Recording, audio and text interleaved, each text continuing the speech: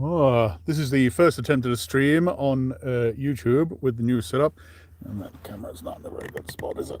Hang on. Oh, one sec. There we go. There we go. I don't like that they make us film this way now. I like the landscape view. But whatever. It's all fine.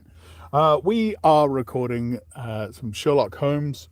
Beginning from chapter 3 of this story. Chapter 1 and 2 are on Twitch. We recorded them this morning, so you can go see them if you want. I will try and spread it around all the various platforms so everyone gets a taste. Wink. Weird thing to say, Steve. Anyway, so shall we kick into it? We begin all of our recordings, I should warn you, with 20 seconds of blank, which is very exciting, but it makes it easier for the editors to clean up the recording. I don't know if you can hear it, but there's quite a lot of background noise going on out there. It is winter here in Soja. Very, very winter. So everyone's got their heaters on. Yes. Okay, so 20 seconds of silence, and then we'll kick into the recording. Okay, here we go.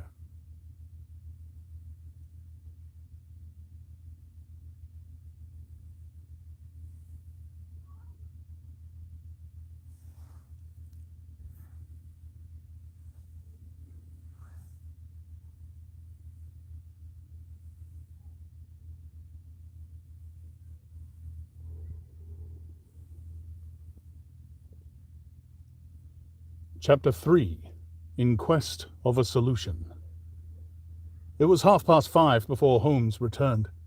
He was bright, eager, and in excellent spirits, a mood which, in his case, alternated with fits of the blackest depression. "There is no great mystery in this matter," he said, taking the cup of tea which I had poured out for him. "The facts appear to admit of only one explanation." "What? You've solved it already?" "Well, that would be too much to say. I've discovered a suggestive fact, that is all. It is, however, very suggestive. The details are still to be added. I have just found, on consulting the back files of the Times, that Major Sholto of Upper Norwood, late of the 34th Bombay Infantry, died upon the 28th of April, 1882. I may be very obtuse, Holmes, but I fail to see what this suggests." "No? You surprise me. Well, look at it in this way, then. Captain Morstrom disappears. The only person in London whom he could have wished... The only person in London whom he could have visited is Major Sholto. Major Sholto denies having heard that he was in London. 4 years later, Sholto dies. Within a week of his death, Captain Morstrom's daughter receives a valuable present, which is repeated from year to year, and now culminates in a letter which describes her as a wronged woman. What wrong can it refer to except this deprivation of her father? And why should the presents begin immediately after Sholto's death, unless it is that Sholto's heir knows something of the mystery and desires to make compensation? Have you any alternative theory which will meet the facts?" "But what a strange compensation, and how strangely made! Why, too, should he write a letter now rather than 6 years ago? Again, the letter speaks of giving her justice. What justice can she have? It is too much to suppose that her father is still alive." Wait a minute. Is that Holmes or Watson? I think that's Watson. I'm not sure. I hate it when the book doesn't give names. I hate it. Although, none of them will ever be as bad as Brave New World Chapter 3, so I have to be happy with that. All right. I'm going to assume it was Watson. What justice can she have? It is too much to suppose that her father is still alive. There's no other injustice in her case that you know of. There are certainly difficulties, said Sherlock Holmes pensively. But our expedition of tonight will solve them all. Here is a four-wheeler, and Mr. Morstan is inside. Are you all ready? Then we'd better go down, for it is a little past the hour. I picked up my hat and my heaviest stick, but I observed that Holmes took his revolver from his drawer and slipped it into his pocket. It was clear that he thought our night's work might be a serious one. Miss Morstan was muffled in a dark cloak, and her sensitive face was composed but pale. She must have been more than woman if she did not feel some uneasiness at the strange enterprise on which we were embarking, yet her self-control was perfect, and she readily answered the few additional questions which Sherlock Holmes put to her. "Major Sholto was a very particular friend of Papa's," she said. "His letters were full of allusions to the Major. He and Papa were in command of the troops at the Andaman. He and Papa were in command of the troops at the Andaman Islands, so they were thrown a great deal together. By the way, a curious paper was found in Papa's desk, which no one could understand. I don't suppose that it is of the slightest importance, but I thought you might care to see it, so I brought it with me. It is here." Holmes unfolded the paper carefully and smoothed it out upon his knee. He then very methodically examined it all over with his double lens. "It is paper of native Indian manufacture," he remarked. "It has at some time been pinned to a board. The diagram upon it appears to be a plan of a part of a large building with numerous halls, corridors, and passages. At one point is a small cross done in red ink, and above it is 3.37 from the left in faded pencil writing. In the left-hand corner is a curious hieroglyphic like 4 crosses in a line with their arms touching. Beside it is written in very rough and coarse characters the sign of the 4. Jonathan Small, Mahmud Singh, Abdullah Khan, Dost Akbar. No, I confess that I do not see how this bears upon the matter, yet it is evidently a document of importance.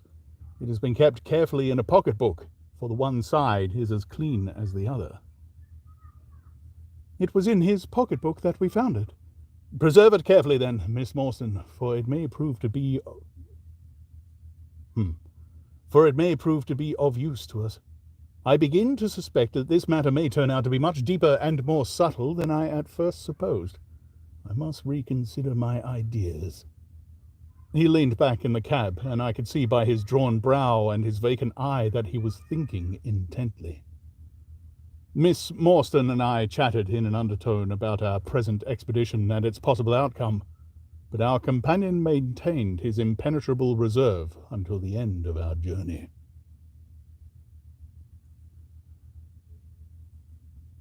It was a September evening, and not yet 7 o'clock, but the day had been a dreary one, and a dense, drizzly fog lay low upon the great city. Mud-coloured clouds drooped sadly over the muddy streets. Down in the Strand, the lamps were but misty splotches of diffused light which threw a feeble circular glimmer upon the slimy pavement. The yellow glare from the shop windows streamed out into the steamy, vaporous air, and threw a murky, shifting radiance across the crowded thoroughfare. There was, to my mind, something eerie and ghost-like in the endless procession of faces which flitted across these narrow bars of light. Sad faces and glad, haggard and merry. Like all humankind, they flitted from the gloom into the light, and so back into the gloom once more.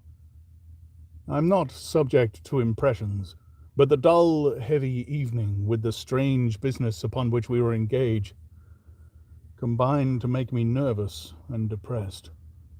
I could see from Miss Morstan's manner that she was suffering from the same feeling. Holmes alone could rise superior to petty influences. He held his open notebook upon his knee, and from time to time he jotted down figures and memoranda in the light of his pocket lantern.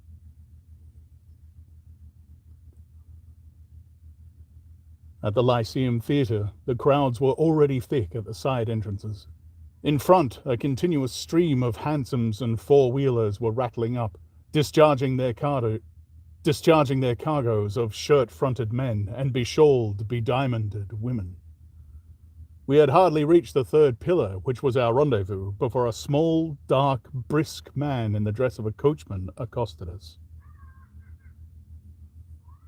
"Are you the parties who come with Miss Morstan?" he asked. "I am Miss Morstan, and these 2 gentlemen are my friends," said she.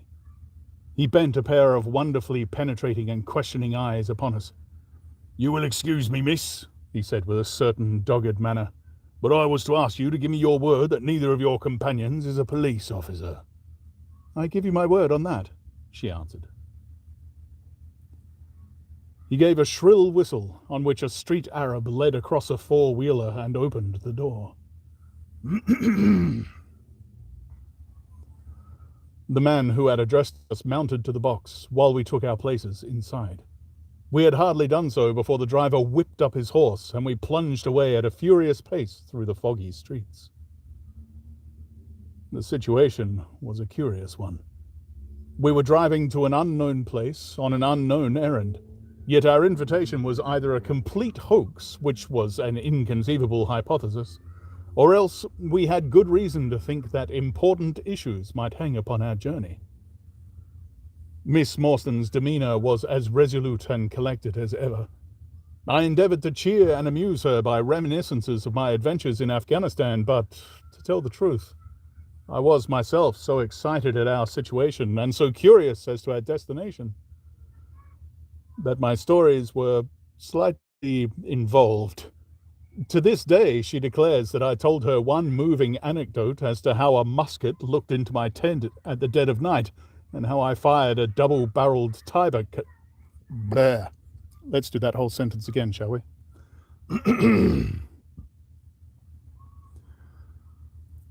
To this day, she declares that I told her one moving anecdote as to how a musket looked into my tent at the dead of night, and how I fired a double-barreled tiger cub at it. At first, I had some idea as to the direction in which we were driving, but soon, what with our pace, the fog, and my own limited knowledge of London, I lost my bearings and knew nothing, save that we seemed to be going a very long way. Sherlock Holmes was never at fault, however, and he muttered the names as the cab rattled through squares and in and out by tortuous side streets. "Rochester Row," said he. "Now Vincent Square. Now we come out on the Vauxhall Bridge Road. We're making for the Surrey side, apparently." "Yes, I thought so. Now we are on the bridge. You can catch glimpses of the river." We did indeed get a fleeting view of a stretch of the Thames with the lamp shining upon the broad silent water, but our cab dashed on and was soon involved in the labyrinth of streets upon the other side. "Wordsworth Road," said my companion. "Priory Road. Larkhall Lane, Stockwell Place, Robert Street, Cold Harbour Lane. Our quest does not appear to take us to very fashionable regions." Our quest does not appear to take us to very fashionable regions. We had indeed reached a questionable and forbidding neighbourhood. Long lines of dull brick houses were only relieved by the coarse glare and tawdry brilliancy of public houses at the corner. Then came rows of two-storied villas, each with a fronting of miniature garden, and then again interminable lines of new staring brick buildings, the monster tentacles which the giant city was throwing out into the country. At last the cab drew up at the third house in a new terrace. None of the other houses were inhabited, and that at which we stopped was as dark as its neighbours, save for a single glimmer in the kitchen window. On our knocking, however, the door was instantly thrown open by a Hindu servant clad in a yellow turban, white loose-fitting clothes, and a yellow sash.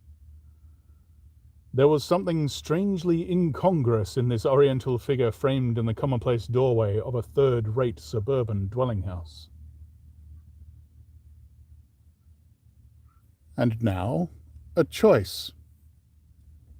Do we go with the slightly racist Indian accent? Or do we just say, he lives in London, he sounds English? It's a constant trouble with these old books. And indeed, for myself as an actor, I tend to just think I'm playing the character, be the character, do the character's voice. But you can't ignore the fact that you might be upsetting some people, you know? There's the classic rule, the old idea that you don't do impressions of people of a different skin color, which seems very basic and tawdry to me, but I don't know. What do you think? Any comments? Any ideas out there? What do you think I should do? I don't know if I can even see your comments on this feed. It's very odd. Hang on. A bunch of messages just showed up. Oh, hang on. The stream's afoot. Yes, thank you, Blue. John W. How you doing, John? I like the mood lighting. Elementary. Is today, tomorrow in Japan? I'm not sure, actually. Oh, come on. All the chats disappeared again. There we go. Home stories are so easy to picture in my head, as I've read or heard so many that the characters are very fleshed out. Yes. Acting is acting to me. I tend to agree. All right. If there are any Indian, Pakistani folks out there, please don't get offended at the voice I'm about to do. Oh boy. Okay. It's so much harder doing this live. When I'm just alone in my studio, I just do what has to be done, and I don't have to think about it. But with an audience, it's a little more difficult. Anyway. Here we go. Be kind. "The Sahib awaits you," said he, and even as he spoke there came a high, piping voice from some inner room. "Show them in to me, Kit Mudgar," it cried. "Show them straight in to me." Now that second character is meant to be offensive. He's a bit sort of over the top, very effete, I don't know, kind of English, person. But yeah, that's all right. Okay, so that's the end of chapter 3. All these acting questions that you get to see that are normally hidden. Now, we should all apologize to the editor who has to listen to all that nonsense when he's cleaning up. Thank you very much, John. Thank you. I appreciate your support in doing the slightly offensive work. It's definitely something that comes up quite often in these older works, because there was a lot of offensive stuff. You may have noticed a little bit of sexism earlier when even Watson, who's supposed to be the level-headed character in these books, was saying, despite the fact that Miss Marsden is a woman, she seemed quite sensible, and it's like that was a compliment at the time. It was, but now, of course, that's an absurd thing to say, but and as for the races, oh my word, they just treat them abominably in so many of these books, so many. And I do generally sort of avoid the stories that are more offensive than others, but sometimes, when you want to do some classics like Sherlock Holmes, you have to put up with a little bit because it's there. With Lovecraft, for example, I tend to stick to his pure horror because he was a pretty racist fella, was old Lovecraft. In my mind, it's only offensive if it's used to disparage others. Yes, exactly. I sort of agree. I'm just emulating, I'm not trying to affect anybody. You can't expect the past to reflect modern values, of course. Yeah. Quite right. All right. So what do you think? Should we do the next chapter? How long is it? I have to be a bit careful of my voice. You see, I already did 2 chapters this morning. And I have to try and record most of... No, this is a very long chapter. I have to try and record most of this in the next 4 days before we go on holiday. Alice and I are going on our first big holiday. We're heading up to Hokkaido, which is the northernmost island in Japan. And we're heading to the northernmost point of the northernmost island in Japan during winter. We're going to die. We're going to freeze to death, but that's fine. I think we'll call it there for the moment. Thank you very much for joining me. I will, of course, take lots of pictures and videos and whatnot of our trip up to Hokkaido on the Parkers in Japan channel. You can see that if you're interested. And there will be more streams of recordings as we go on, certainly in the next few days, as I try and get this out as quickly as I can. Excellent. Thank you very much. I hope you've enjoyed this, found it entertaining, and we will see you soon. Bye, bye, bye, bye, bye.